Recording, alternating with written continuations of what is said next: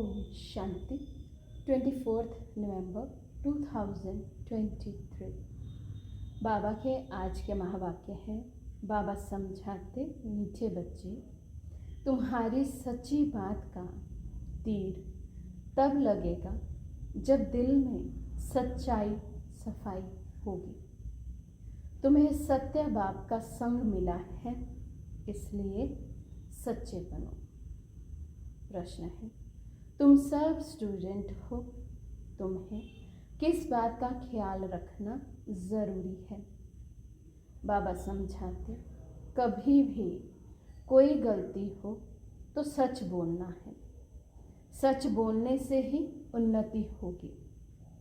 तुम्हें अपनी सेवा दूसरों से नहीं लेनी है। अगर यहाँ सेवा लेंगे तो वहाँ करनी पड़ेगी। तुम स्टूडेंट अच्छी तरह से पढ़कर दूसरों को पढ़ाओ तो बाप भी खुश होंगे। बाप प्यार का सागर है। उनका प्यार ही ये है जो तुम बच्चों को पढ़ाकर ऊंच मर्तबा दिलाते हैं। गीत है, किसने ये सब खेल रचाया। ओम शांति। आजकल समाचार आते हैं कि हम गीता जयंती मना रहे हैं। अब गीता को जन्म किसने दिया, ये है टॉपिक। जयंती कहते हैं तो ज़रूर जन्म भी हुआ ना उनको। जब कहते हैं श्रीमद् भगवद गीता जयंती तो ज़रूर उनको जन्म देने वाला भी चाहिए ना। सब कहते हैं श्री कृष्ण भगवान वाच, तो फिर श्री कृष्ण पहले आते, गीता पीछे हो जाती। अब गीता का रचयिता ज़रूर चाहिए। अगर श्री कृष्ण को कहते तो पहले श्री कृष्ण, पीछे गीता आनी चाहिए। परंतु श्री कृष्ण छोटा बच्चा था, वे गीता सुना ना सके। ये सिद्ध करना होगा कि गीता को जन्म देने वाला कौन, ये है गुह्य बात। श्री कृष्ण तो माता के गर्भ से जन्म लेते हैं। वे तो सत्युग का प्रिंस है। उसने स्वयं प्रिंस का पद पाया है गीता द्वारा राजयोग सीखकर। अब गीता को जन्म देने वाला कौन, परम पिता परमात्मा शिव या श्री कृष्ण? श्री कृष्ण को वास्तव में त्रिलोकीनाथ, त्रिकालदर्शी भी नहीं कह सकते हैं। त्रिलोकीनाथ, त्रिकालदर्शी एक को ही कहेंगे। त्रिलोकीनाथ माना तीनों लोकों पर राज्य करते हैं। मूल, सूक्ष्म, स्थूल, इन तीनों को कहा जाता है त्रिलोकी। इनको जानने वाला त्रिलोकीनाथ, त्रिकालदर्शी परम पिता परमात्मा शिव है। ये महिमा उनकी है, ना कि श्री कृष्ण की। श्री कृष्ण की महिमा है 16 कला संपूर्ण, सर्वगुण संपन्न। उनकी भेंट करते हैं चंद्रमा से। परमात्मा की भेंट चंद्रमा से नहीं करेंगे। उनका कर्तव्य ही अलग है। वे है गीता को जन्म देने वाला रचयिता। गीता के ज्ञान व राजयोग से ही देवताएं क्रिएट होते हैं। मनुष्य को देवता बनाने के लिए बाप को आकर नॉलेज देनी पड़ती है।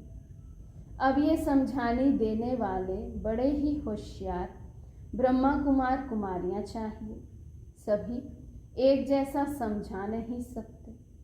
बच्चियां भी तो सब नंबरवार हैं। टॉपिक भी ऐसे रखी जाए कि श्रीमद् भगवद गीता को जन्म किसने दिया, इसके लिए कंट्रास्ट समझाना है।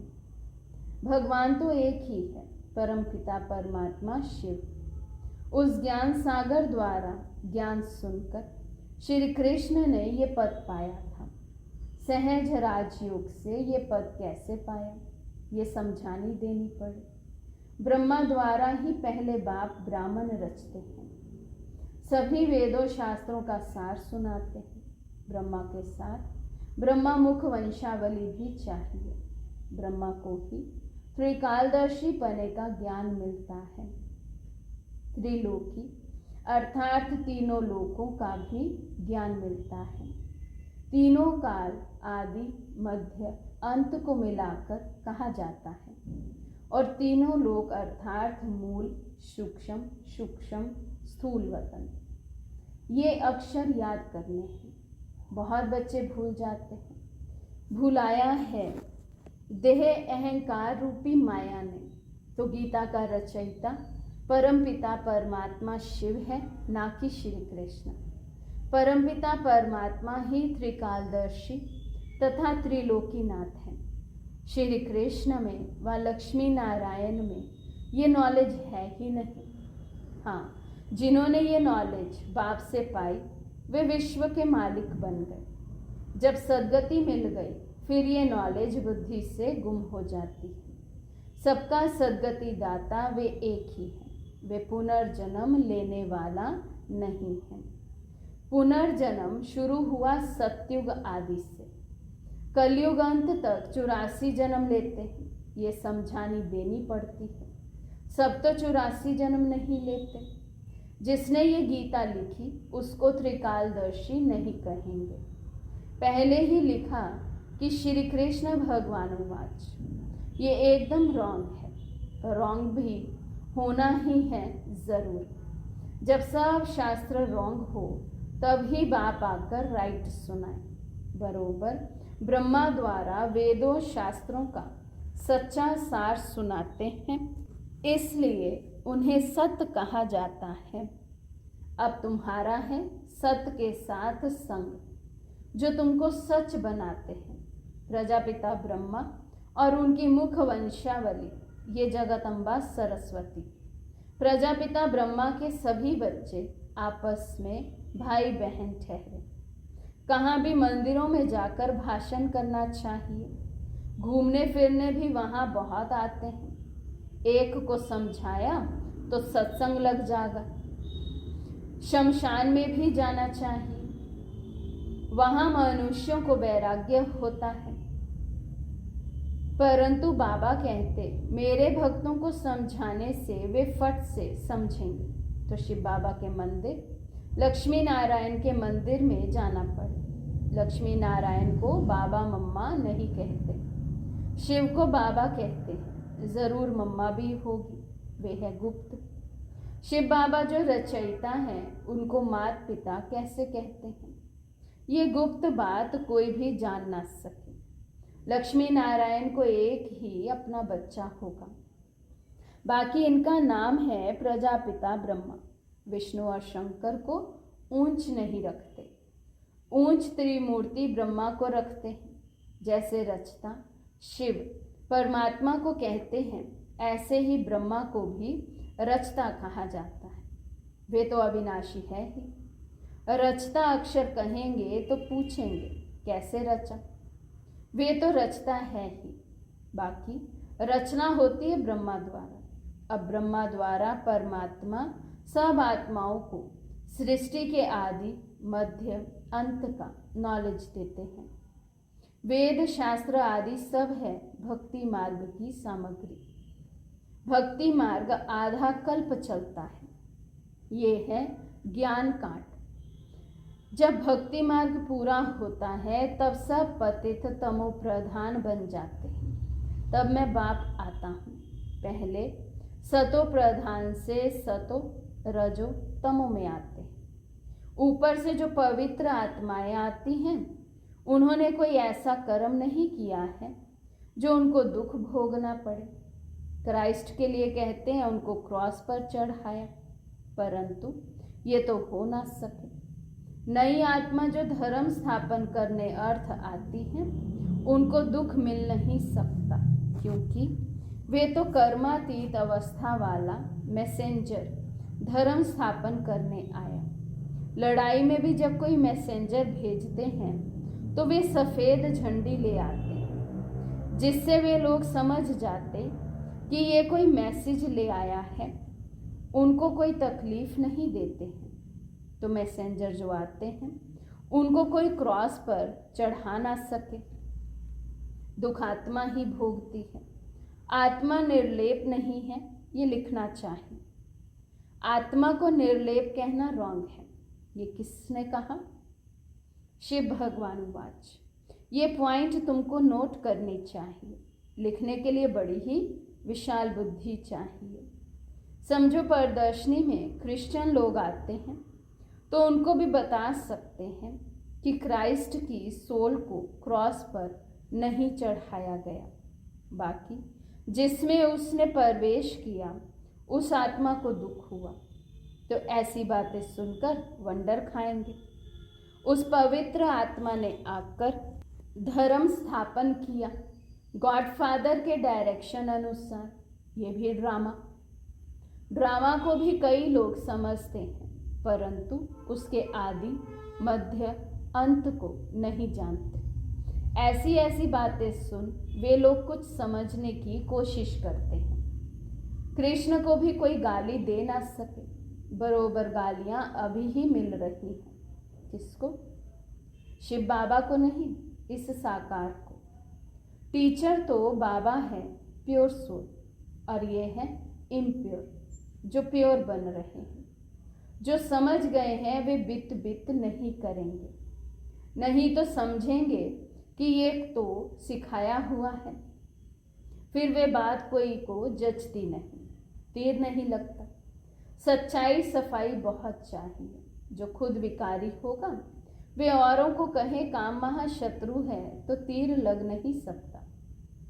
जैसे पंडित का मिसाल, राम राम कहने से नदी व सागर पार कर जाएंगे। ये अभी की बात है। शिव बाबा कहते हैं, मुझे याद करने से तुम इस विषय सागर से पार हो जाएंगे।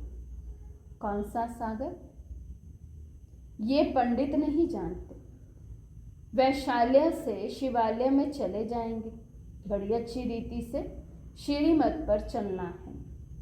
कहते हैं ना कि बाबा चाहे प्यार करो चाहे ठुकराओ। यहाँ तो सिर्फ समझानी दी जाती है, तो भी कई मुर्दे बन जाते हैं। बच्चों को तो लिखना पढ़ना पड़ता है। बाप प्यार का सागर है, अर्थात पढ़ाकर ऊंच मर्तबा दिलाते हैं। यही प्यार है।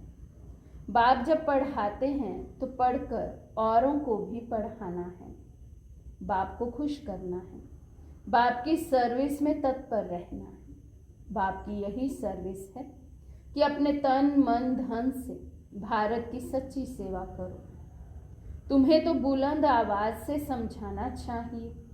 सभी नंबरवार हैं, राजधानी में भी नंबरवार होंगे। टीचर समझ जाते हैं कि ये दैवी राजधानी में क्या नंबर लेंगे। सर्विस से समझ सकते हैं कौन कौन मुख्य बनेंगे।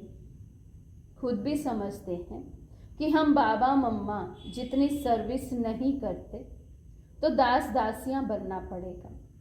आगे चलकर तुम सबको सारा ही मालूम पड़ेगा। हम श्रीमत पर ना चले, सब क्लियर हो जाएगा। तुम बच्चे इस समय स्टूडेंट हो। इस समय तुम अपनी दासियां बनाएंगे तो खुद भी दासी बनना पड़ेगा।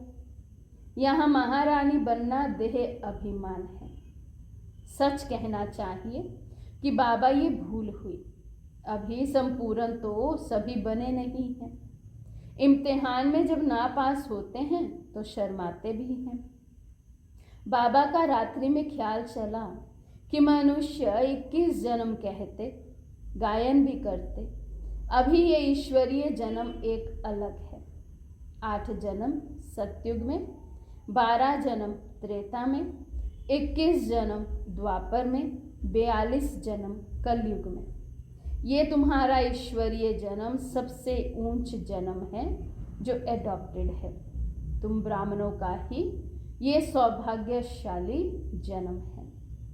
अच्छा, मीठे मीठे सिकिलदे बच्चों प्रति माता पिता बाप दादा का याद प्यार और गुड मॉर्निंग, और रूहानी बाप की रूहानी बच्चों को नमस्ते। हम रूहानी बच्चों की और रूहानी बाप दादा को दिल व जान सिकवा प्रेम से नमस्ते नमस्ते नमस्ते जी। धारणा के लिए मुख्य सार। फर्स्ट पॉइंट, प्यार के सागर बाप के प्यार का रिटर्न करना है। अच्छी तरह पढ़कर फिर पढ़ाना है। श्रीमत पर चलना है। सेकंड पॉइंट, सच्चाई और सफाई से पहले स्वयं में धारणा कर फिर दूसरों को धारणा करानी है। एक बाप के संग में रहना है। आज का वरदान है, निमित्त आत्माओं के डायरेक्शन को, महत्व को जान, पापों से मुक्त होने वाले सेंसिबल भव। निमित्त आत्माओं के डायरेक्शन के महत्व को जान, पापों से मुक्त होने वाले सेंसिबल भव। जो सेंसिबल बच्चे हैं वो कभी ये नहीं सोचते कि ये निमित्त आत्माएं जो डायरेक्शन दे रही हैं शायद कोई के कहने से कह रही हैं। निमित्त बनी हुई आत्माओं के प्रति कभी ये व्यर्थ संकल्प नहीं उठाने चाहिए। मानो कोई ऐसा फैसला भी दे देते हैं जो आपको ठीक नहीं लगता, लेकिन आप उसमें जिम्मेवार नहीं हो।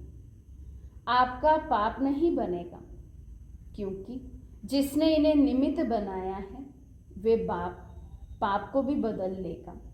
ये गुप्त रहस्य, गुप्त मशीनरी है। स्लोगन है, ऑनेस्ट वे हैं जो प्रभु पसंद और विश्व पसंद है, आराम पसंद नहीं। मातेश्वरी जी के मधुर महावाक्य सार है, मनुष्य का 84 जन्म है, ना कि 84 लाख योनियां। अब ये जो हम कहते हैं कि प्रभु हम बच्चों को उस पार ले चलो, उस पार का मतलब क्या है? लोग समझते हैं उस पार का मतलब है जन्म मरण के चक्र में ना आना, अर्थात मुक्त हो जाना। अब ये तो हुआ मनुष्यों का कहना, परंतु बाप कहते हैं, बच्चों, सचमुच जहाँ सुख शांति है, दुख अशांति से दूर है, उसको कोई दुनिया नहीं कहते। जब मनुष्य सुख चाहते हैं तो वो भी इस जन्म में होना चाहिए। अब वो तो सतयुगी वैकुंठ देवताओं की दुनिया थी जहाँ सर्वदा सुखी जीवन थी। उसी देवताओं को अमर कहते थे। अब अमर का भी कोई अर्थ नहीं है। ऐसे तो नहीं, देवताओं की आयु इतनी बड़ी थी जो कभी मरते नहीं थे। अब ये कहना उन्हों का रॉन्ग है, क्योंकि ऐसे है नहीं। उनकी आयु कोई सतयुग त्रेता तक नहीं चलती है, परंतु देवी देवताओं के जन्म सतयुग त्रेता में बहुत हुए हैं। 21 जन्म तो उन्होंने अच्छा राज्य चलाया है, और फिर 63 जन्म द्वापर से कलयुग के अंत तक। टोटल उन्हों के जन्म चढ़ती कला वाले 21 हुए और उतरती कला वाले 63 हुए। टोटल मनुष्य 84 जन्म लेते हैं। बाकी ये जो मनुष्य समझते हैं कि मनुष्य 84 लाख योनियां भोगते हैं, ये कहना भूल है। अगर मनुष्य अपनी योनि में सुख दुख दोनों पार्ट भोग सकते हैं तो फिर जानवर योनि में भोगने की जरूरत ही क्या है? अब मनुष्यों को ये नॉलेज ही नहीं। मनुष्य तो 84 जन्म लेते हैं। बाकी सृष्टि पर जानवर, पशु, पंछी आदि टोटल 84 लाख योनियां अवश्य हैं। अनेक किस्म की जैसे पैदाइश है, उसमें भी मनुष्य योनि में ही अपना पाप पुण्य भोग रहे हैं, और जानवर अपनी योनियों में भोग रहे हैं। ना मनुष्य जानवर की योनि लेते, ना जानवर मनुष्य की योनि में आते।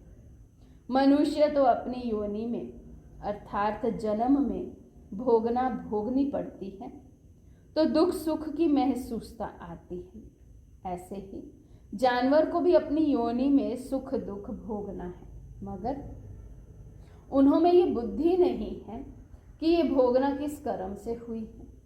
उन्हों की भोगना को भी मनुष्य फील करते हैं, क्योंकि मनुष्य है बुद्धिमान। बाकी ऐसे नहीं, मनुष्य कोई 84 लाख योनियां भोगते हैं।